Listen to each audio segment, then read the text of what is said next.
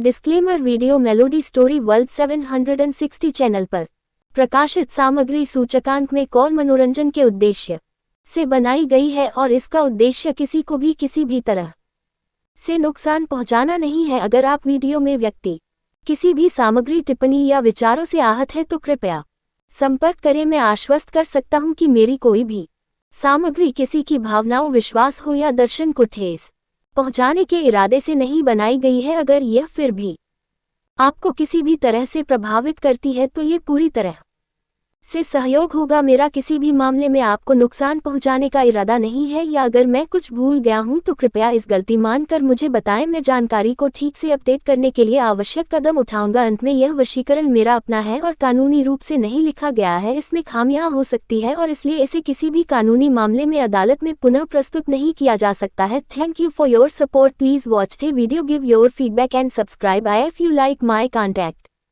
Chapter 16 breathe baby breathe and his touch. और एक सच्चाई का खुलासा। अरमान के होंठ इस पल पूरी तरह से आयशा के होंठों पर हावी थे। उसके पूरे बदन का भार आयशा के ऊपर आ गया तो वही एक अनजान एहसास के चलते आज आयशा ने भी अरमान को अपनी मनमानी करने दी और अपनी आंखें बंद कर खुद को अरमान की बाहों में सौंप दिया। अरमान के होंठ इस पल पूरी तरह से आयशा के होंठों पर हावी थे। उसके पूरे बदन का भार आयशा के ऊपर आ गया तो वही एक अनजान एहसास के चलते आज आयशा ने भी अरमान को अपनी मनमानी करने दी और अपनी आंखें बंद कर खुद को अरमान की बाहों में सौंप दिया। और अरमान वो पागल हुआ जा रहा था आयशा के होंठों के मखमली एहसास से। दोनों की सांसें आपस में उलझने लगी कि तभी अरमान ने महसूस किया कि आयशा सांस नहीं ले रही है, और ये महसूस करते ही अरमान ने धीरे से उसके होंठों को रिहा किया और फिर उसकी पीठ सहलाते हुए लंबी आहें भरते हुए बोला, ब्रेथ बेबी ब्रेथ। और अरमान वो पागल हुआ जा रहा था आयशा के होंठों के मखमली एहसास से। दोनों की सांसें आपस में उलझने लगी कि तभी अरमान ने महसूस किया कि आयशा सांस नहीं ले रही है, और ये महसूस करते ही अरमान ने धीरे से उसके होंठों को रिहा किया और फिर उसकी पीठ सहलाते हुए लंबी आहें भरते हुए बोला, ब्रेथ बेबी ब्रेथ। ये सुनते ही अमायरा ने काफी देर से रुकी अपनी सांस खींची, मानो कुछ समय पहले वो सांस लेना ही भूल गई हो। और अरमान ने जब महसूस किया कि अब आयशा ने जरूरत के हिसाब से सांस खींच ली है तो एक बार फिर उसने आयशा के लबों को अपने दांतों तले दबा दिया, जिससे आयशा की सिसकी निकल गई आहे। मगर अरमान सब कुछ भूलकर आयशा के होंठों में इस कदर मशरूफ हो गया मानो उसके लिए दुनिया जहान का सबसे कीमती काम यही हो। मगर अरमान सब कुछ भूलकर आयशा के होंठों में इस कदर मशरूफ हो गया मानो उसके लिए दुनिया जहान का सबसे कीमती काम यही हो कि तभी हमेशा की तरह दो मदहोशी में डूबे जिस्मों को बेजार करने के लिए एक फोन की घंटी बज पड़ी, जिसकी आवाज अरमान की जेब से आ रही थी। इस आवाज को सुन आयशा और अरमान को ऐसा एहसास हुआ कि किसी ने उन्हें एक हसीन और मदहोशी के नशे में चूर हो चुके ख्वाब से जगा दिया हो। अरमान और आयशा दोनों ही रुक गई। वो बात अलग थी कि अरमान के होंठ अभी भी आयशा के होंठों की रखवाली कर रहे थे, पर बहुत ही जल्द अरमान ने ये पहरेदारी भी हटा दी और अचानक से आयशा के ऊपर से उठ खड़ा हुआ। अरमान और आयशा दोनों ही रुक गई। वो बात अलग थी कि अरमान के होंठ अभी भी आयशा के होंठों की रखवाली कर रहे थे, पर बहुत ही जल्द अरमान ने ये पहरेदारी भी हटा दी और अचानक से आयशा के ऊपर से उठ खड़ा हुआ। और इधर आयशा, उसके जिस्म से अरमान जब यूं अलग हुआ तो उसे ऐसा लगा मानो किसी ने उसके बदन का कोई अहम हिस्सा खींच लिया हो, क्योंकि कुछ पल पहले तक तो अरमान इस कदर उसके जिस्म में समा चुका था कि उनके अलग होने की उम्मीद खत्म हो गई। और इधर आयशा, उसके जिस्म से अरमान जब यूं अलग हुआ तो उसे ऐसा लगा मानो किसी ने उसके बदन का कोई अहम हिस्सा खींच लिया हो, क्योंकि कुछ पल पहले तक तो अरमान इस कदर उसके जिस्म में समा चुका था कि उनके अलग होने की उम्मीद खत्म हो गई। पर इससे भी ज्यादा तकलीफ आयशा को तब हुई जब अरमान अगले ही लम्हे में बिना कुछ कहे तेजी के साथ कमरे से बाहर चला गया, और उसके जाते ही आयशा खुद को भीतर से पूरी तरह खाली महसूस करने लगी। उसके आंसुओं ने एक दफा फिर उसकी खूबसूरत आंखों को पानी से भर दिया, मगर इस बार उसके आंसुओं की वजह कुछ और थी, और वो था अरमान को खुद के करीब आने देने का गिल्ट। आयशा बिस्तर से उठ बैठी और उसने अपना सर पकड़ लिया। आयशा बिस्तर से उठ बैठी और उसने अपना सर पकड़ लिया। ये मैंने कैसे होने दिया? आखिर क्यों उन्हें अपने करीब आने की मंजूरी दे दी? इसी तरह आयशा अनगिनत सवालों से घिर गई। तो वही दूसरी ओर अरमान का मन भी कहाँ सुकून में रह पा रहा था जब से आयशा उसकी जिंदगी में आई थी। क्योंकि उसके आने से पहले अरमान की जिंदगी का एकमात्र मकसद सिर्फ ये बन गया था कि वो उस रात वाली लड़की को अपनी आंखों के सामने ला खड़ा कर दे, जिसने अरमान मलिक के दिल पर इतना गहरा असर किया कि वो उस रात के बाद किसी दूसरी लड़की के करीब तक ना जा पाया। पर आयशा, आखिर आयशा के सामने ही द डेंजरस अरमान मलिक क्यों खुद से काबू खो बैठता था। अरमान इस वक्त इस हद तक गुस्से में बौखलाया हुआ था कि उसने एक वास उठाया और इतनी जोर से अपने सामने लगे शीशे पर दे मारा कि वो कांच टूटकर चकनाचूर हो गया। और तभी उसने अपने क्रोध की लौ में तप रहे चेहरे के साथ कहा, मैंने किसी को यह हक नहीं दिया कि कोई बिना मर्जी के मेरे दिमाग में भी दस्तक दे, पर ये एक लड़की पागल कर दिया है, इस एक लड़की ने मुझे। ये गहरी रात का अंधेरा अरमान के क्रोध के साथ खेल रहा था। अंदस्को आयशा के कमरे में उसके बिस्तर पर इस समय उसका सूटकेस खुला रखा था और आयशा कबर्ड से अपने कपड़े निकालने में जुटी थी। यानी लाजमी है वो ये घर छोड़कर जा रही थी। उसके आंखों से आंसू बहे जा रहे थे और वो बार बार उन्हें अपनी उंगलियों से पोंछती जा रही थी, मगर ना जाने कब तक ये सिलसिला चलने वाला था, क्योंकि उसकी दशा ऐसी हो चुकी थी मानो ये आंसू लंबे वक्त तक उसके साथ ही चलेंगे। आयशा का अब दम घुटने लगा था इस घर में, और ये कहना भी गलत नहीं होगा कि जब से वो यहाँ आई थी तब से उसके साथ कुछ भी अच्छा नहीं हुआ था। इसलिए वो थक चुकी थी अपनी जिंदगी को एक रोलर कोस्टर राइड बनते देख। उसी पल कमरे में जूलिया का आना हुआ, जिसने आयशा को जब सामान बैग में रखते हुए देखा तो परेशानी से उसके पास आए। आयशा मैम, ये सामान किस लिए पैक कर रही है आप? नीचे केक काटने का वक्त हो गया है और मलिक सर ने आपको बुलाया है। उनसे कह दो मेरा सर दर्द हो रहा है, मैं नहीं आ पाऊंगी, आयशा ने कहा। और इसी दौरान जूलिया ने देखा कि आयशा रो रही है। क्या हुआ आयशा मैम, आप रो रही है? नहीं, मैं ठीक हूँ, तुम प्लीज जाओ। आयशा की आवाज में चिढ़न आ गई। नहीं, मैं ऐसे नहीं जाऊंगी। अरे आप रो रही है और सामान भी पैक करने में लगी है। आखिर बता क्या है, हुआ क्या है? तो इस बार आयशा चिल्ला पड़ी, जूलिया प्लीज मुझसे सवाल करके मेरी परेशानी और मत बढ़ाओ और चली जाओ यहाँ से। और हो सके तो मिस्टर मलिक को मेरी इस हालत के बारे में तुम कुछ मत कहना, क्योंकि मैं बाद में उनसे खुद फोन पर बात कर लूंगी। फोन पर बात? यानी आप सच में कहीं जा रही है? तो इस बार आयशा ने गुस्से में अपने बैग की जिप बंद की और उसे हाथ में उठाते हुए बोली, हाँ जा रही हूँ, ये महल छोड़कर जा रही हूँ। जूलिया दंग रह गई आयशा की इस बात पर। तो वही आयशा ने अपना सामान उठाया और उसे लेकर कमरे से बाहर निकलने लगी कि तभी पीछे जूलिया ने उसे रोकने की जी तोड़ कोशिश कर डाली, लेकिन बदले में आयशा ने उसके आगे हाथ जोड़ लिए और कहा, मुझे सुकून से यहाँ से जाने दो जूलिया। अपनी माँ को खोकर मैंने पहले ही सब कुछ खो दिया है, लेकिन अब मुझमें और हिम्मत नहीं है, प्लीज मुझे जाने दो। जूलिया की आंखें नम हो गई। ठीक है, मैं नहीं रोकूंगी आपको, लेकिन जब नीचे सब आपको जाते हुए देखेंगे तब। जूलिया की आंखें नम हो गई। ठीक है, मैं नहीं रोकूंगी आपको, लेकिन जब नीचे सब आपको जाते हुए देखेंगे तब। ये सुन आयशा ने अपने आंसू पोंछते हुए कहा, मैं बैक गेट से जा रही हूँ। कहकर आयशा जैसे ही वहां से जाने को हुई कि उसी पल वो रुकी और उसने जूलिया को गले से लगा लिया और कहा, थैंक यू। और इतना कहते ही आयशा वहां से चली गई तो उसे जाते देख जूलिया का दिल भर आया। अंदस्को अरमान, जिसके हाथ में इस वक्त शराब की बोतल थी, वो अपने कमरे की हर लाइट बुझाकर काउच पर ढेर था कि तभी उसका फोन बजा, जिसे उठाने में उसकी कोई दिलचस्पी नहीं थी, लेकिन बार बार कॉल आने की वजह से उसने बिना नंबर देखे ही फोन कान से लगा लिया। Arman, there is a good news for your bro. ये उसके दोस्त शौर्य की आवाज थी। माँ बनने वाला है तू? अरमान ने बिना किसी इंटरेस्ट के कहा। अरे यार पागल है क्या, गुड न्यूज तेरे लिए है, मेरे लिए नहीं, शौर्य ने कहा। तू अब बताएगा भी या मैं फोन काटूं? अरमान ने गुस्से में कहा। तेरा मूड ठीक नहीं लग रहा, लेकिन कोई बात नहीं, अभी तेरा मूड बनाता हूँ। कहते हुए शौर्य ने एक गहरी सांस ली और फिर आगे कहा, अरमान उस लड़की का चेहरा हमने बनवा लिया है। हे सुनते ही मानो अरमान के बेजान शरीर में जान आ गई। वो तुरंत उठ बैठा। क्या कहा तूने? सही सुना तूने, फाइनली तेरा इंतजार खत्म हुआ। तू बस अपना फोन खोल, मैं तुझे फोटो सेंड करता हूँ, कहकर शौर्य ने फोन काट दिया। और इधर अरमान के दिल की धड़कनें बढ़ गई। उसका नशा तो मानो हवा हो गया। उसी पल उसका फोन पॉप अप हुआ, जिसकी आवाज सुन अरमान ने तुरंत अपना फोन खोला और देखा कि शौर्य ने उसे वो तस्वीर भेज दी है। ये देख अरमान को एक अजीब सा एहसास होने लगा। उसने अभी तक वो फोटो डाउनलोड नहीं की थी, लेकिन जैसे ही उसे डाउनलोड करने को हुआ उसी पल अचानक से उसका फोन बंद पड़ गया। अंडरस्को आयशा के सामने एक कैब खड़ी हुई जिसके अंदर बैठते हुए उसने कहा, रेलवे स्टेशन। और इसी के साथ वो कैब चल पड़ी और आयशा का दिल उन यादों से भर गया जिन्हें उसने यहाँ बिताया। हालांकि कुछ भी अच्छा नहीं था इन यादों में, क्योंकि यहाँ उसे दर्द के सिवाय और कुछ ना मिला, पर इन सबसे परे आयशा के लिए वो पल गुनहगार था जब उसने अरमान को खुद के करीब आने दिया। पहली दफा उसे एक मेल टच पसंद आया था और यही बात आयशा के दिल में चुभ गई कि भला वो अरमान के टच को कैसे पसंद कर सकती है, क्योंकि उन दोनों का रिश्ता ही जायज़ नहीं है। और इसी बात ने आयशा को आज ये शहर छोड़ने पर मजबूर कर दिया, क्योंकि वो समझ चुकी थी कि वो अरमान मलिक को रेजिस्ट नहीं कर पा रही है। और इसी बात का गुस्सा उसे खुद पर था कि आखिर उसके मन में अरमान के लिए फीलिंग्स आई भी कैसे। कि तभी कैब ड्राइवर ने गाड़ी में एक गाना चला दिया जिसकी आवाज़ आयशा के कानों से होकर दिल में उतर गई।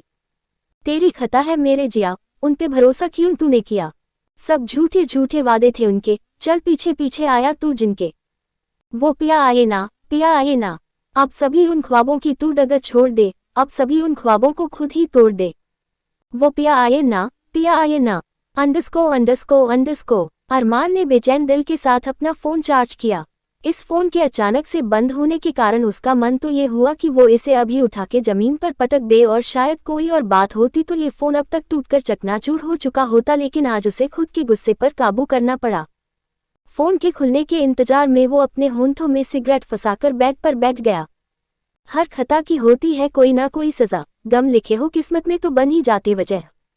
अब सभी गम अश्कों में सिमट से गए, अब सभी आंसू पलकों से लिपट से गए। वो पिया आए ना, पिया आए ना। अरमान को ऐसा महसूस हो रहा था मानो उसके हाथ से कुछ छूट रहा हो। अंडरस्को। इधर आयशा की आंखों से अश्क बह गए जिन्हें इस बार उसने बहने दिया और अपना सर कार की विंडो से टिकाकर बैठ गई। सच लगा था जो बेवजह हमको वो भरम हो गया है, भोर आने थे जिस फसाने में वो खत्म हो गया। भूले हम, भूले वो, कैसे सब कहे बात ये। अब चलो हम धीरे धीरे बेहौल से गए, अब चलो हम जैसे भी हो संभल से गए। वो पिया आए ना, पिया आए ना। अंडरस्को। अरमान का फोन जैसे ही खुला उसने अपनी उंगली में फंसी सिगरेट जमीन पर फेंक दी और अगले ही पल फोन उठाकर उस फोटो को डाउनलोड करने लगा। वो फोटो जैसे जैसे डाउनलोड होती जा रही थी वैसे वैसे उस लड़की का चेहरा अरमान के सामने आता जा रहा था। सबसे पहले आंख, फिर नाक, फिर होंठ, और इसी तरह आखिरकार अरमान की आंखों के सामने वो चेहरा आ ही गया जिसे देखने के लिए उसने दिन रात एक कर डाले। और अब जब उसने ये चेहरा देखा तो मानो उसके जिस्म ने काम करना बंद कर दिया, क्योंकि उसके फ़ोन में खुली तस्वीर के पीछे की सूरत आयशा की थी, जिसे देख अरमान फ्रीज हो गया। कंटिन्यूड। आखिरकार अरमान के सामने आ चुका था वो सच जिसने उसके होश उड़ा दिए। अब क्या मोड़ लेने वाला था ये रिश्ता, और अब किस हद तक जाएगा वो आयशा को पाने के लिए। जानने के लिए पढ़ते रहिए mafia bye a gangster. CH-17 आखिरकार तुम मेरी बाहों में आ ही गई in beginning of Arman's possession.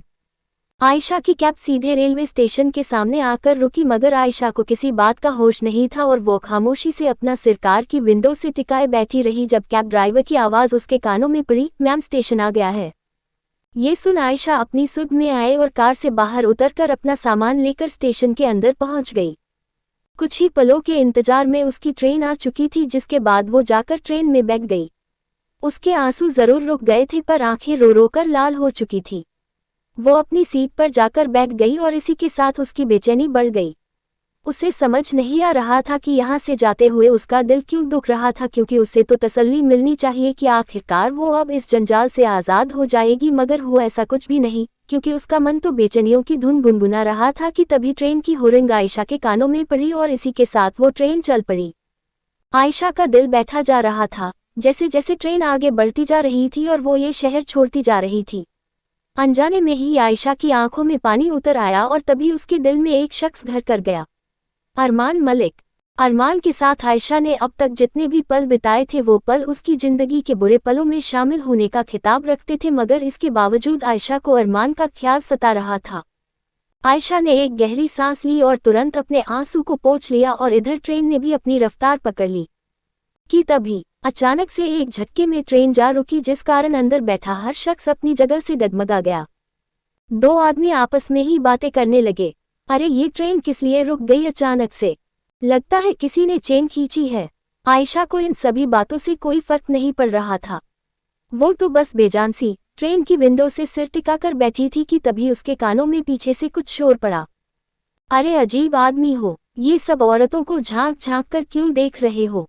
पीछे से कुछ महिलाएं लगातार चिल्लाई जा रही थी और अब इस शोर ने आयशा का भी ध्यान खींचा, जिस कारण उसने पीछे मुड़कर देखा तो ट्रेन में कई सारे आदमी सूट बूट पहने घूम रहे थे और उनके हाव भाव देखिए साफ कहा जा सकता था कि वो किसी को ढूंढ रहे थे।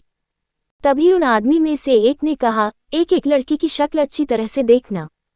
जी बॉस। आयशा हैरानी से उन आदमियों को देख रही थी, लेकिन फिर उसने उन्हें इग्नोर कर अपनी गर्दन वापस आगे कर ली और चुपचाप अपनी सीट पर बैठी रही। इधर वो आदमी ढूंढते ढूंढते आगे आए कि तभी उनमें से एक की नज़र आयशा पर पड़ी, जिसे देख वो तुरंत रुक गया और उसने अपने फ़ोन में एक फ़ोटो देखी, जिसे देखते ही उसने अपने साथ खड़े आदमी से धीरे से कहा, मिल गई लड़की। ये सुन दूसरे आदमी ने भी आयशा को देखा और उन सभी के होंठों पर विजयी मुस्कान फैल गई। इधर आयशा इन सब बातों से अनजान खामोशी से अपनी सीट पर बैठी थी जब उसके कानों में एक आवाज़ पड़ी, मैडम आपको हमारे साथ चलना होगा। ये आवाज़ सुन आयशा चौंक उठी और उसने गर्दन उठाकर हैरानी से उन आदमियों पर अपनी नज़र डाली। क्या आपने मुझसे कुछ कहा? जी, आपको चलना होगा हमारे साथ। ये सुन आयशा के मन में एक पल में ही अनगिनत सवाल आ गए। मुझे आपके साथ चलना होगा? पर क्यों?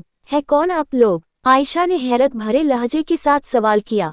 हम जो कोई भी है आपको ये बाद में पता चल जाएगा, लेकिन फिलहाल आप उठिए यहाँ से और चलिए। तो इस बार आयशा भी गुस्से में भर उठी, होते कौन है आप लोग मुझ पर अपना हुक्म चलाने वाले? और क्यों जाऊं मैं आपके साथ जबकि मैं आप लोगों को जानती तक नहीं? लेकिन हम आपको अच्छी तरह से जानते हैं मैडम। अचानक से एक और अनजान आवाज़ आयशा के कानों में पड़ी। उन आदमियों के बीच में से एक और आदमी बाहर निकल आया, जो कि कोई और नहीं बल्कि शौर्य था। शौर्य ने अपने आदमियों से कहा, खड़े खड़े तमाशा क्या देख रहे हो तुम लोग? मैडम तुम्हारी बचपन की यार नहीं है जो तुम लोगों के कहने पर खुशी खुशी तुम्हारे साथ चली जाएंगी। कहते हुए शौर्य ने आयशा को देखा। क्यों मैडम? सही कहा ना मैंने? आयशा पहले से ही स्तब्ध रह गई कि तभी अचानक से शौर्य ने अपने आदमियों को ऑर्डर दिया, उठा लो मैडम को। ये सुनते ही आयशा की आंखें फटी की फटी रह गई, लेकिन वो अपने बचाव में कुछ भी कह पाती कि तभी दो आदमियों ने आगे बढ़कर उसे पकड़ लिया और ये देख आयशा का पूरा जिस्म डर के मारे कपकपा उठा। अरे ये क्या कर रहे हैं आप लोग? मैं आप में से किसी को नहीं जानती, छोड़ो मुझे, गलतफहमी हुई है आपको। मगर उन आदमियों ने आयशा की एक ना सुनी और इधर शौर्य आयशा को देख बोला, कमाल करती है आप मैडम। अरे आपको ढूंढने के लिए हमने दिन रात एक कर दिए और आप कह रही है कि आप वो हैं ही नहीं जिसे हमने ढूंढा। कहकर शौर्य ने अपनी आंखों पर एक काला चश्मा चढ़ाया और फिर अपने आदमी से कहा, जरा प्यार से लेकर आना मैडम को, कोई तकलीफ नहीं होनी चाहिए। कहकर शौर्य ट्रेन से बाहर उतर गया और इधर आयशा चीख उठी, खुद को बचाने के लिए कोई मदद करो मेरी, समबडी हेल्प। लेकिन डर के मारे एक शख्स तक आगे ना आया और इधर वो आदमी जबरदस्ती आयशा को स्टेशन से बाहर ले आए और तुरंत उन्होंने उसे एक वैन में बिठा दिया।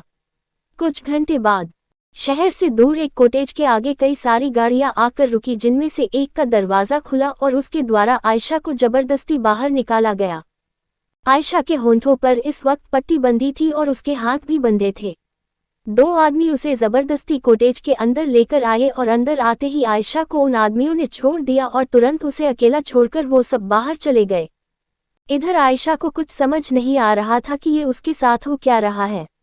ऊपर से हाथ और मुंह बंद होने के कारण वो कुछ कर भी नहीं पा रही थी कि तभी अचानक से उस पूरे कॉटेज की लाइट चली गई और पूरे हॉल में अंधेरा छा गया, जिसे देख आयशा के पसीने छूट गए। वो अपने बंधे मुंह से ही चिल्लाने लगी, मगर उसकी हर एक चीख उठ के रह गई। और तभी आयशा ने किसी का टच अपने जिस्म पर महसूस किया, जिसके चलते वो कांप उठी। आयशा जैसे ही उस टच से दूर होने को हुई, उसी पल उस शख्स ने अपना हाथ आगे ले जाकर उसके पेट पर रख दिया और उसके पेट पर अपना दबाव बनाते हुए उसने आयशा को पीछे की ओर खींच लिया, जिस कारण आयशा की पीठ उस शख्स के सीने से आ लगी। वो शख्स आयशा के पूरे बदन को महसूस करने लगा। आज रात भी अंधेरा था और वो रात भी अंधेरे में डूबी हुई थी जब आयशा पहली दफा इस शख्स की जिंदगी में आई थी। वो शख्स आयशा की बाजुओं पर आहिस्ता आहिस्ता अपनी उंगली चलाने लगा और इधर आयशा तुरंत उस शख्स से दूर होने के लिए झटपटा उठी कि तभी उस शख्स ने कसके उसे अपनी मजबूत बाजुओं में जकड़ लिया और अपने होंठ आयशा के करीब ले जाकर धीरे से बोला, आखिरकार तुम मेरी बाहों में आ ही गई। आयशा ने जैसे ही ये जानी पहचानी आवाज सुनी, तो मानो उसका पूरा बदन जकड़ गया और वो तुरंत उस शख्स की शक्ल देखने के लिए पलट गई, जिसके साथ ही एक धमाके के साथ पूरे हॉल में रोशनी फैल गई। और इसी रोशनी में आयशा को जो चेहरा दिखा, उसे देख वो स्तब्ध रह गई, क्योंकि उसके सामने अरमान मलिक खड़ा था। कंटिन्यूड। अब क्या मोड़ लाएगा आयशा और अरमान का ये ट्विस्टेड रिलेशन, जानने के लिए पढ़ते रहिए owned by a gangster. Readers, एक बात मैं क्लियर करना चाहती हूँ आपको भी और पॉकेट नोवेल को भी कि अरमान और आयशा भाई बहन नहीं है। हालांकि शरद और सारिका की शादी होने वाली थी पर हो नहीं पाई, तो बेसिकली अरमान और आयशा का कोई रिश्ता नहीं है, इसलिए ये कोई इलीगल रिलेशन नहीं है। शुरुआत में आयशा का अरमान को भाई कहना बस एक ऑब्वियस सी सिचुएशन थी, क्योंकि तब आयशा अरमान को एक भाई की नज़र से देख रही थी, लेकिन हकीकत में उनके बीच ऐसा कोई रिश्ता नहीं है। तो प्लीज़ पॉकेट नॉवल से विनती है कि मेरी नॉवल बंद ना कर देना ये भाई बहन वाला एक्सक्यूज देके। CH18 कयामत है ये हुस्न का नशा भी, द अभय ठाकुर, अरमान्स मैडनेस। अरमान को अपने सामने खड़ा देख आयशा दंग रही गई, पर तभी अचानक से उसकी आंखें बंद होने लगी और इसी के साथ आयशा के कदम बेहोशी के मारे डगमगा गए कि तभी अरमान ने उसे थाम लिया और आयशा उसकी बाहों में झूल गई। अरमान के चेहरे पर इस वक्त किसी भी तरह के एक्सप्रेशन नहीं थे, वो बस एकटक अपनी बाहों में झूली आयशा को देखे जा रहा था कि तभी उसने आयशा को अपनी गोद में उठाया और उसे एक अंधेरे में डूबे कमरे में ले आया। उसने किसी कांच की गुड़िया की तरह बेहद आहिस्ता से आयशा को बिस्तर पर लिटा दिया और बैग किनारे रखी लैंप को जला दिया, जिसकी पीली रोशनी सीधे आयशा के बदन पर आ गिरी और उस पीली रोशनी में आयशा का गोरा बदन सोने की तरह चमक उठा। अरमान का लहजा इस वक्त शांत जरूर था, मगर उसके जिस्म के भीतर जो तूफान आया था उसे शब्दों में नहीं उतारा जा सकता। अजीब सी नजरों के साथ वो आयशा के पूरे बदन को देखने लगा, मानो अपनी नजरों से ही वो उसके जिस्म को छू रहा हो। आयशा को देखते हुए उसके जहन में वो रात गूंजने लगी जब आयशा उस रात उससे टकराई थी। ये वही लड़की थी जिसने अरमान की रातों की नींद और दिन का सुकून छीन लिया। ये वही लड़की थी जिसे ढूंढने के लिए अरमान ने कितनों की जान ली, और वो लड़की इतने वक्त से उसके घर में उसकी आंखों के सामने थी और अरमान को भनक तक ना लगी। लेकिन अब जाकर अरमान के सामने हर ताश के पत्ते खुल रहे थे कि आखिर आयशा को छूने पर उसे उस लड़की का टच क्यों याद आता था, क्यों सिर्फ आयशा के करीब जाने पर ही उसे वो तंग एहसास होता था। कि तभी अचानक से अरमान के होंठों के कोने मुड़ गए, जो कि उसे बेहद खतरनाक लुक देने लगे। अरमान ने अपना हाथ आगे बढ़ाया और आयशा के होंठों पर बंधी उस पट्टी को आहिस्ता से उसके होंठों से हटा दिया। इस दौरान अरमान की नजरें आयशा के होंठों पर जा टिकी, जिन्हें देखते हुए आयशा के साथ बिताया हर पल उसकी आंखों के सामने किसी रील की तरह चलने लगा। अरमान उठा और आयशा को यूं ही पागलों की तरह देखते हुए वो उसके ऊपर झुककर लेट गया। उसने अपनी नाक आयशा की गर्दन पर घुमाई और उसके जिस्म से उठ रही खुशबू को वो फुर्सत से महसूस करने लगा। और यकीनन ये सब करते हुए वो किसी साइकोपैथ से कम नहीं लग रहा था। कि तभी उसने अपना चेहरा आयशा के चेहरे के करीब किया और अपने अंगूठे को हौले से उसने आयशा के होंठों पर रख दिया और उन होंठों को अपने अंगूठे से मसलते हुए अरमान ने बेहद ही सनक भरे लहजे में कहा, कयामत है ये हुस्न का नशा भी, लत ऐसी लगी इसकी कि फिर कभी ना छूटी। अरमान के होंठों पर बिखरी मुस्कान एक अजीब दास्तां बयां कर रही थी, एक ऐसी दास्तां जिसमें हर हद पार होगी। अरमान अपनी 2 उंगलियों को आयशा की गर्दन से ले जाते हुए उसके हाथ तक सहलाने लगा और उसके बदन को कुछ इस तरह देखने लगा मानो वो कुदरत का बनाया एक हसीन करिश्मा देख रहा हो। तो ये था वो हुस्न जिसने मुझे पागल कर दिया था। हम यानी जिस तितली को मैं आज़ाद समझ रहा था वो तो कब से मेरे पिंजरे में थी। ये कहते हुए अरमान ने उन उंगलियों को आयशा के गालों पर चलाया और बोला, बहुत तड़प आया तुमने बेबी गर्ल, और अब मेरी हर एक तड़प का हिसाब तुमसे लिया जाएगा। प्यार से, या अरमान ने अपने शब्द जानबूझकर अधूरे छोड़ दिए और इसी के साथ जो हंसी उसके होंठों पर आई वो चीख चीख कर ये बयां कर रही थी कि कुछ ऐसा होने वाला है जो आयशा की जिंदगी को दिन के उजाले से रात के अंधेरों में तब्दील कर देगा। अंडरस्को एक बार बाप में अतरंगी कपड़ों में नाचते हुए लोग और उनके बीचों बीच खड़ी कुछ लड़कियां जिन्होंने कपड़ों के नाम पर बस कुछ निजी अंगों को ढक रखा था, वो सब गाने की धुन पर थिरक रही थी कि तभी एक आदमी उनके बीचों बीच आ खड़ा हुआ और इसी के साथ पूरे बार में हूटिंग शुरू हो गई और पीछे से बज रहे म्यूजिक की आवाज को इस हद तक बढ़ा दिया कि कान फट जाए। आम इंसान के, वहां नाच रहे जानवरों के नहीं। और इधर वो आदमी उन लड़कियों के साथ गाने की धुन पर थिरकने लगा। वो हसीना, वो नीलम परी, कर गई कैसे जादूगरी, नींद इन आंखों से छीन ली है, दिल में बेचैनियां है भरी। मैं बेचारा हूँ आवारा, बोलो समझाऊं मैं ये अब किस किस को। दिल में मेरे है दर्द ए डिस्को, दर्द ए डिस्को, दर्द ए डिस्को, दिल में मेरे है दर्द ए डिस्को, दर्द ए डिस्को, दर्द ए डिस्को। तो वही बार के ही किसी अंधेरे कमरे में एक आदमी खून से लथपथ जमीन पर पड़ा था और उसके सामने अच्छी खासी कद काठी का एक आदमी खड़ा था जिसने सफेद रंग की कसी हुई शर्ट पहनी थी जो कि लाल पड़ चुकी थी खून के छींटों की वजह से। बाजुओं को उसने कोहनी तक समेट रखा था और कलाई में बंधी थी रुद्राक्ष की माला और एक चांदी का कड़ा। शक तो कतई बवाल थी, पर उसकी फुर्सत से तराशी शक पर इस वक्त इस कद्र क्रोध की आग जल रही थी जो मानो हर किसी को जलाकर खाक कर दे। वो शख्स सीढ़ी के बल उस तड़पते आदमी के करीब जा बैठा और अपने हाथ में पकड़ी हुई बंदूक को अपने सिर पर सहलाते हुए बोला, आखिरी सवाल कहाँ है वो? कहकर उसने वो गन उस आदमी के मुंह में ठूस दी और मुझे सिर्फ जवाब चाहिए। उसने वो गन उस आदमी के मुंह से हल्की सी बाहर निकाली कि तभी वो आदमी छूटते ही बोल पड़ा, मैं सच में नहीं जानता भाव, लेकिन रॉकी को जरूर पता होगा, वो बाहर मिलेगा। ये सुन उस शख्स ने उस गिड़गिड़ा रहे आदमी से कहा, चल अब मुंह खोल। वो आदमी सवालिया नजरों से उस शख्स को देखने लगा। जी भाव, मैंने कहा मुंह खोल, वो शख्स चिल्लाया और इधर उस आदमी ने डर के मारे अपना मुंह खोला और पलक झपकते ही उस शख्स ने वो गन उस आदमी के मुंह में पॉइंट करी और तभी धार धार धार कई गोलियां उसके मुंह में उड़ेल दी जिससे खून के छींटे उस शख्स के मुंह पर आ गिरे और इस वक्त वो राक्षस से कम नहीं लग रहा था। बाहर वो आदमी जो कि कोई और नहीं बल्कि रॉकी था, वो नशे में धुत उन लड़कियों के साथ अश्लीलता में पूरी तरह से उतारू था।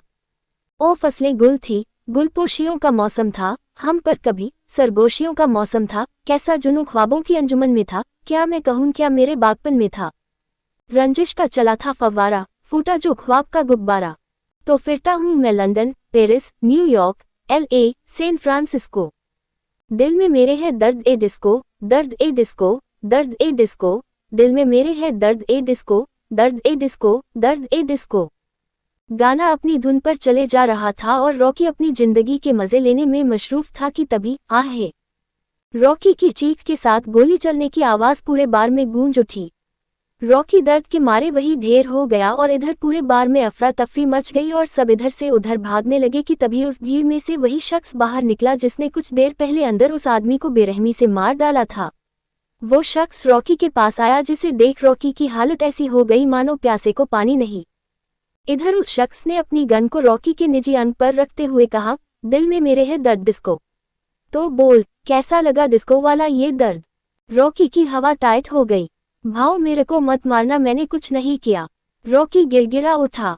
वो मैं तय करूंगा कि तुझे मारना है या छोड़ना है, लेकिन अगर तूने मुझे उसके बारे में नहीं बताया तो ऐसी मौत मरेगा कि मरने के बाद भी का नाम नहीं भूल पाएगा। अभय ठाकुर, वो शख्स जिसका नाम अभय ठाकुर था, जो कि कुछ नहीं बस इंसान के रूप में हैवान था।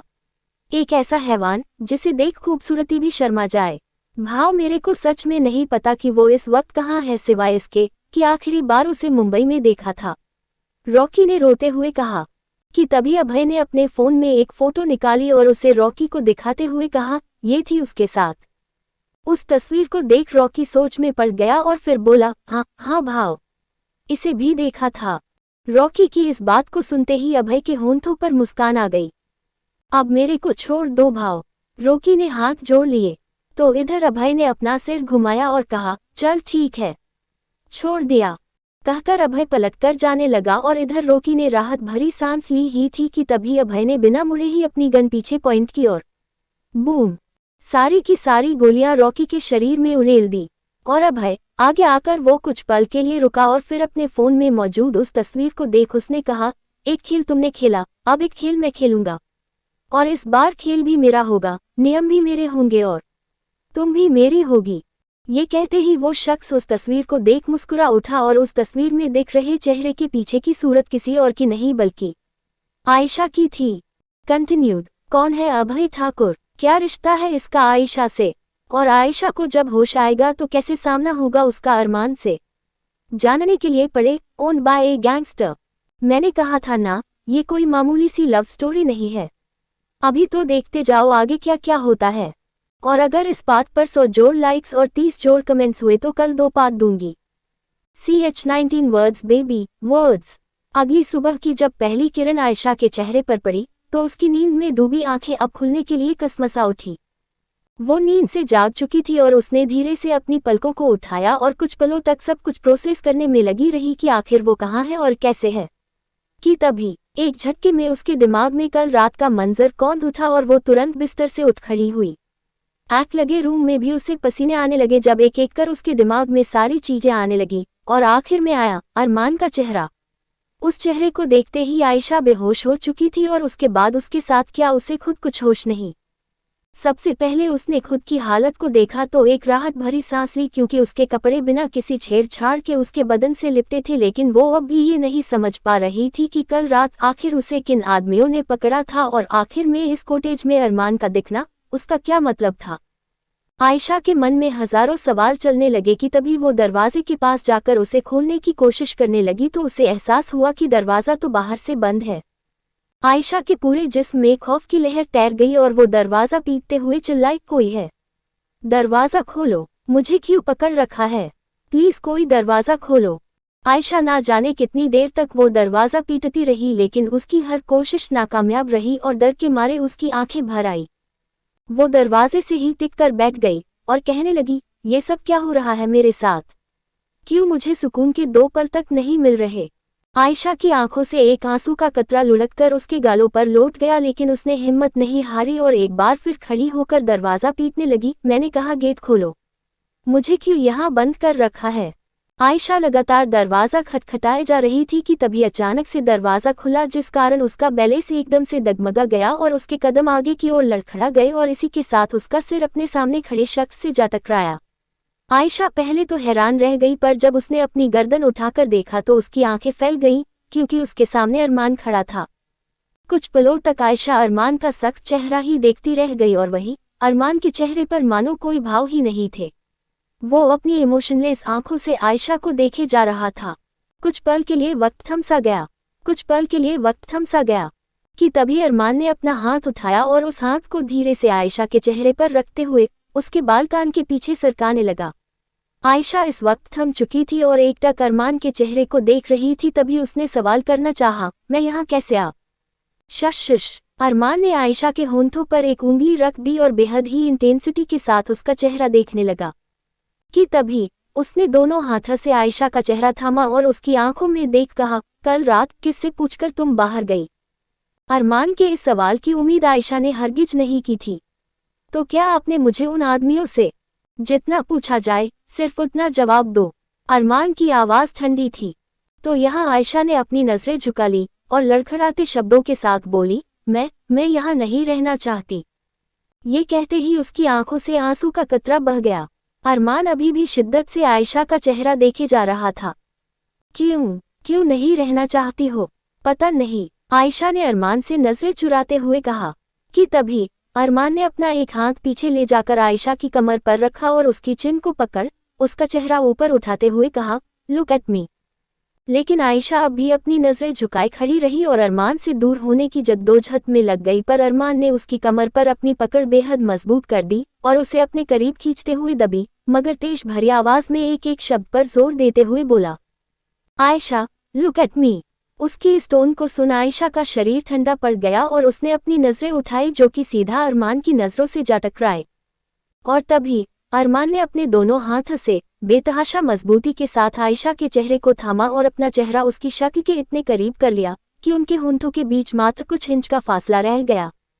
तुम्हें ना ये घर छोड़कर जाने का हक है, ना ये शहर, और ना ही मुझे। अरमान की आवाज में इतना पैशन था कि आयशा स्तब्ध रह गई उसके शब्दों को सुन, और ना जाने क्यों वो इनकार तक नहीं कर पा रही थी, मानो अरमान की करीब उसे पूरे तरह से हिप्नोटाइज कर देती हो।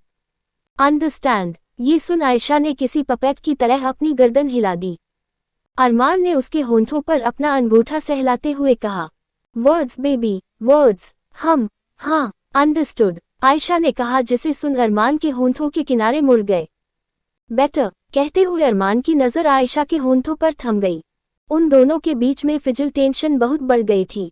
अरमान किसी शिकारी की तरह आयशा के होंठों को देख रहा था, जिन्हें निशाना बनाकर वो अगले ही पल अपने होंठों में जकड़ लेना चाहता था, लेकिन उसने अपने अंदर उमड़ रहे इंटेंस जज्बातों पर काबू किया था। और तभी अरमान ने अपनी एक उंगली बेहद हौले से आयशा के गालों से होते हुए उसकी गर्दन तक ले जाते हुए कहा, जानलेवा है ख्वाहिशें मेरी, जो गर इसी पल बगवात पर उतर आई तो बर्बाद हो जाएगी तू। अरमान के इन शब्दों का अर्थ समझने में आयशा पूरी तरह से नाकामयाब थी। वो सवालिया नजरों से उसकी आंखों में झांकने लगी तो अरमान को वक्त ना लगा उसकी नजरों को पढ़ने में। मुझे समझने की कोशिश मत करो, उम्र बीत जाएगी पर अरमान मलिक की किताब का पन्ना एक तक नहीं समझ पाओगी। ये कहते ही अरमान ने एक झटके में आयशा को खुद से दूर किया, पर तभी अचानक से उसकी उंगलियां आयशा के सीने पर कुछ हरकत करने लगी। ये देख आयशा की सांसें ही थम गई, मगर वो उसे रोकने के लिए कुछ भी कर पाती। तब तक अरमाना ने उसकी टॉप के ऊपरी हिस्से के कुछ खुले हुए बटन्स को बंद कर दिया और तब जाकर आयशा को होश आया कि इतने समय से वो यूं ही अरमान के सामने खड़ी थी। नींद में उसकी टॉप के कुछ बटन्स खुल चुके थे, जिस वजह से उसका क्लीवेज कुछ हद तक विजिबल हो गया था, जिसे ढकने के लिए अरमान ने खुद उसके बटन्स बंद कर दिए। और इस दौरान जब उसकी ठंडी ठंडी उंगलियों ने आयशा की लोअर नेक को छुआ तो उसके जिस्म में सरसराहट फैल गई। पर यह सब इतनी जल्दी हुआ था कि आयशा कुछ न कर सकी सिवाय शर्म से अपना चेहरा छिपाने के। वो तुरंत पलटकर खड़ी हो गई और अपने कपड़ों को ठीक करने लगी तो वही अरमान ने कोई रिएक्शन ना दिया और अपने दोनों हाथ पेंट की जेब में डालकर उसे देखते हुए सोचने लगा, इस जिस्म का दीदार तो कर चुकी है ये आंखें, फर्क सिर्फ इतना था कि उस पर अंधेरा था। अंडस्को एक कार मलिक मैंशन के आगे आकर खड़ी हुई जिसमें से आयशा बाहर निकली।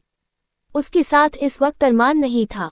वो नर्वसनेस के साथ अंदर जाने लगी और अंदर आते ही उसे ड्राइंग रूम में शरद बैठे दिखे, जो कि बेशक आयशा के जाने की वजह से परेशान था। और तभी जुलिया की नज़र अंदर आती हुई आयशा पर गई, जिसे देखते ही वो तुरंत खुशी से चिल्ला पड़ी, आयशा मैम आ गई।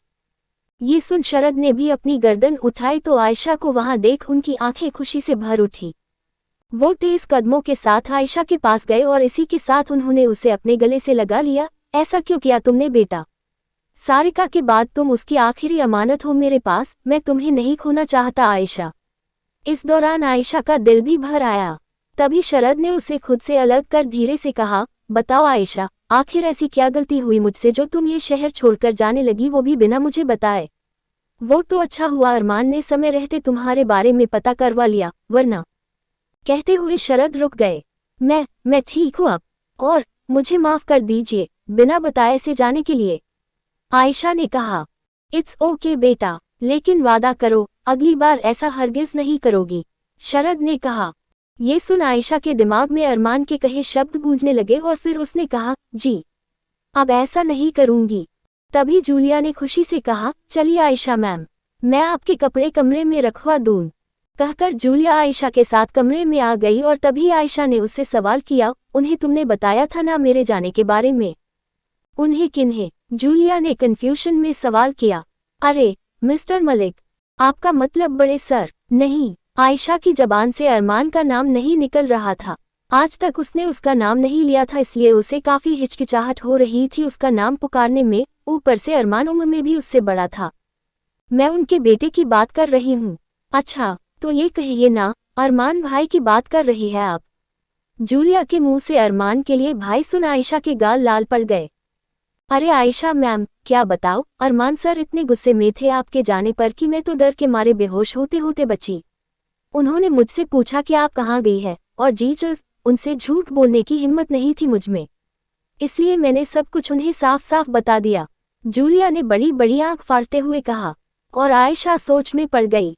अंडस्को सुहाना इस वक्त अपने रूम किसी से फोन पर बात करने में मग्न थी कि तभी कोई दनदनाता हुए उसके कमरे में घुसा चला आया। ये देख वो तुरंत बिस्तर से उठ खड़ी हुई और फोन काटते हुए अपने सामने खड़े शख्स से बोली, भाई आप यहाँ? कोई का कि तभी चटाक एक जोरदार थप्पड़ सुहाना के गालों पर आ पड़ा, जिसे मारने वाले हाथ अरमान के थे। उस कमरे में इस तेज थप्पड़ की आवाज ना जाने कितनी देर तक गूंजती रही, और सुहाना, जिसे समझने तक मौका ना मिला कि अचानक से ये हुआ क्या, वो हैरानी और गुस्से दोनों भाव से भर उठी। उसका चेहरा जो जमीन की ओर झुका था, उसे उठाते हुए उसने अपनी गुस्से में उबलती आंखें अरमान पर डाली। हाउ डेयर यू, वो बेतहाशा क्रोध में चीख उठी कि तभी अरमान उसके पास आकर उसकी आंखों में आंखें डालकर दांत पीसते हुए बोला, मेरे सामने आवाज ऊंची करने की गलती भी मत करना। और रही बात इस थप्पड़ की, तो ये उस गिरी हुई हरकत की सजा है जो तुमने कल रात आयशा के साथ की थी। कल रात और आयशा का जिक्र सुन सुहाना हैरानी से अरमान को देखने लगी और तभी अरमान ने कहा, सब जानता हूँ कि कल तुमने क्या किया था, इसलिए ये मेरी पहली और आखिरी वार्निंग है तुम्हें। अगली बार ऐसे घटिया ख्याल तुम्हारे दिमाग में भी नहीं आने चाहिए। कहकर अरमान तुरंत वहां से मुड़कर जाने लगा कि तभी सुहाना गुस्से में बोल पड़ी, आपको कब से इतना फर्क पड़ने लगा किसी और की प्रॉब्लम्स से? ये सुन अरमान के कदम रुक गए। इधर पीछे से सुहाना ने कहा, ओह, कहीं ऐसा तो नहीं कि आपके लिए अब ये सगी बहन से ज्यादा वो सौतेली बहन जरूरी हो गई है? और बस बहन, ये एक शब्द काफी था अरमान के गुस्से को ट्रिगर करने के लिए। कंटिन्यूड। किस हद तक अरमान का गुस्सा सुहाना पर बरसेगा और आयशा और अरमान की दास्तां क्या मोड़ लेगी, जानने के लिए पढ़ते रहे माफिया बाय ए गैंगस्टर। 26 आयशा के इंटीमेट हिस्से का जख्म अरमान के सामने। सुहाना ने कहा, ओह, कहीं ऐसा तो नहीं कि आपके लिए अब ये सगी बहन से ज्यादा वो सौतेली बहन जरूरी हो गई है? सुहाना के मुंह से इन शब्दों को सुन अरमान का इस कदर खून खौल उठा कि अगले ही पल उसने साइड में रखा कांच का वास उठाया और सीधे उसे सामने लगे बड़े से मिरर पर दे मारा, जिस कारण कांच टूटने की इतनी तेज आवाज सुन सुहाना डर के मारे कांप उठी। लेकिन अरमान का क्रोध थमने का नाम नहीं ले रहा था। वो दोबारा मुड़कर सुहाना के पास आया और सुहाना उसकी आंखों को देख से हर उठी कि तभी अरमान ने अपनी उंगली को सुहाना के सर पर टैप करते हुए एक एक शब्द पर जोर देते हुए कहा, अपने इस छोटे से दिमाग में एक बात हमेशा के लिए बिठा लेना कि वो मेरी बहन नहीं है।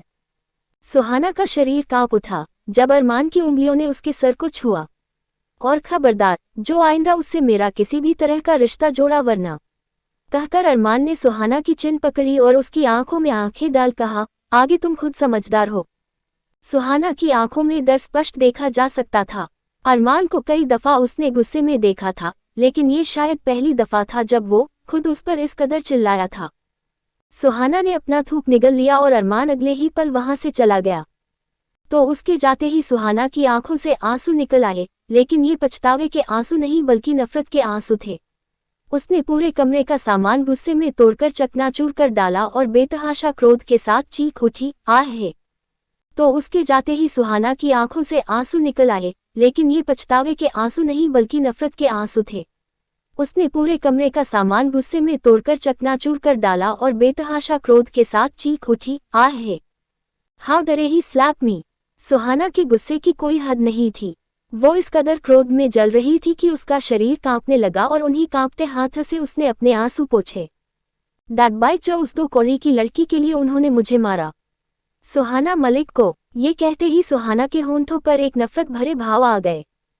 तुझे तो मैं छोड़ूंगी नहीं आयशा, तू मुझसे मेरी फैमिली छीनने आई है ना, अब देखती जा, मैं तुझसे तेरा सब कुछ छीन लूंगी। सुहाना के इरादे कितने खतरनाक थे ये तो उसके शब्दों से ही पता चल चुका था, लेकिन वो अपनी नफरत में आके आयशा के साथ क्या क्या कर सकती है, इस बात से पर्दा उठना अभी बाकी था। अंडस्को अपने खिलाफ जन्म ले रही हर साजिशों से अनजान आयशा इस वक्त शावर के नीचे खड़ी थी। उसने अपनी आंखें बंद कर रखी थी और शावर से बह रहे पानी की बूंदें उसके जिस्म के साथ साथ दिमाग को भी ठंडक पहुंचाने का काम कर रही थी। उसके दिमाग में कई सारे ख्याल एक साथ चल रहे थे, लेकिन उन ख्यालों में भी सबसे ऊपर अरमान की जगह थी। आयशा इतना तो समझ चुकी थी कि अरमान मलिक नाम का शख्स उसके दिलो दिमाग से ऐसे नहीं निकल पाएगा। खैर, आयशा ने एक गहरी सांस ली और शावर बंद कर बाथरोब लपेटकर वॉशरूम से बाहर आ गई। लेकिन वो जैसे ही बाहर आई कि तभी अपने सामने का नज़ारा देख उसकी आंखें फटी की फटी रह गईं, क्योंकि उसके कमरे में उसके बिस्तर पर इस वक्त अरमान बैठा था और उसे वहां देख आयशा का खून उतरकर उसके मुंह पर आ गया। वो उसे देखते ही चीख उठी और अपनी हालत को मद्देनजर रखते हुए जैसे ही खुद को छिपाने के लिए दोबारा वॉशरूम में भागने को हुई, उसी पल फर्श पर पानी होने की वजह से उसका पैर मुड़ गया, जिस कारण वो अंदर तो जा ना पाए, लेकिन पैर में मोच आने के कारण उसके कदम जरूर लड़खड़ा गए। पर इससे पहले कि वो गिरती तब तक अरमान की मजबूत बाहों ने उसे संभाल लिया था। पैर में मोच आने के कारण आयशा के हाथ अनायास ही अरमान की बाजुओं पर जकड़ गए, क्योंकि उससे खड़ा तक नहीं हुआ जा रहा था। ऊपर से वो जिस हालत में अरमान के सामने खड़ी थी, उस हालत में वो तुरंत वहां से भाग जाना चाहती थी, लेकिन वो जितनी कोशिश करती थी अरमान के साथ ऐसे ऑकवर्ड सिचुएशन से बचने की, हालात उतने ही बदतर हो जाते थे उसके लिए।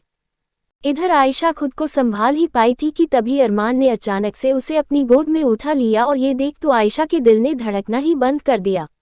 ये क्या कर रहे हैं आप? छोड़िए माँ। साइलेंट। अरमान ने बस एक लफ्ज कहा और बेचारी आयशा चुप भी हो गई। अरमान का ऑरा इतना कंट्रोलिंग और डोमिनेटिंग था कि आयशा पूरी तरह से सबमिट हो जाती थी उसके आगे। तब तक अरमान ने आयशा को बिस्तर पर बिठाया और उसका पैर अपनी थाइस पर रखते हुए बोला, कहाँ मोचाई है। पर आयशा शर्म से मरी जा रही थी। उसका बाथरोब केवल उसके घुटनों तक आ रहा था, जिस वजह से उसके आधे पैर अरमान के सामने विजिबल थे। वो अपना पैर वापस खींचने लगी। नहीं, मैं ठीक हूँ। उसके इस जवाब को सुन अरमान ने एक नज़र उसे देखा और अगले ही पल एक झटके में उठाकर उसे खड़ा कर दिया, जिस कारण आयशा के जिस्म में दर्द की लहर दौड़ उठी और वो तुरंत अरमान की बाजुओं को पकड़कर करा उठी। आहे, क्या हुआ? तुम तो ठीक थी ना? अरमान ने उसे देखते हुए कहा और फिर एक बार फिर उसे बिस्तर पर बिठाते हुए कहा, अब मुझे मेरी बात रिपीट करने का मौका मत देना। नाउ टेल मी, कहाँ है मोच? तो वही आयशा जो रुआसी हो चुकी थी, उसने दर्द और शर्म के मिले जुले लहजे के साथ अपनी उंगली से इशारा करते हुए धीरे से कहा, यहाँ। इस पर अरमान ने कुछ पलों तक उसके पैरों को टटोला और इधर आयशा, वो तो मरी जा रही थी उसकी छून पर, कि तभी एक और चीख उसके मुंह से निकल गई, मर गई माँ। इस बार उसकी चीख की वजह अरमान था, क्योंकि अरमान ने कसके उसके पैर को ऐंठ दिया था, जिस वजह से आयशा चिल्ला पड़ी, आपने पैर तोड़ दिया मेरा। कहते हुए उसकी आंखों से आंसू तक निकल आए। तो वही अरमान ने उसके पैर को छोड़ा और एक बार फिर उसे पकड़कर खड़ा कर दिया। तो वही आयशा जो ये मान चुकी थी कि उसका पैर टूट चुका है, उसने जब खड़े होने के बाद भी कोई दर्द महसूस ना किया तो उसका रोना बंद हो गया और वो यूं ही खड़े होकर अपना पैर मटकाने लगी, क्योंकि अब उसका पैर एकदम ठीक था। जहां आयशा को अपनी मोच ठीक होने की खुशी हुई, तो वही अरमान की नजरें कहीं और थी, आयशा की लोअर नेक पर। आयशा का बाथरोब हिलने डुलने की वजह से कंधे से थोड़ा नीचे सरक गया था, जिस कारण उसके जिस्म का एक इंटीमेट हिस्सा विजिबल हो गया। लेकिन अरमान की नज़र उस हिस्से पर नहीं बल्कि उस जगह पर बने एक जख्म पर थी। आयशा की साइड चेस्ट से कुछ इंच ऊपर एक नीले रंग का भरा हुआ जख्म था, जिसे अगले ही पल अरमान ने अपनी उंगलियों से छू लिया। तो इधर आयशा जो अपने पैर ठीक होने की खुशी मना रही थी, उसने जब अरमान की उंगलियों को उस हिस्से पर महसूस किया तो मानो वो पूरी तरह से सरसरा उठी।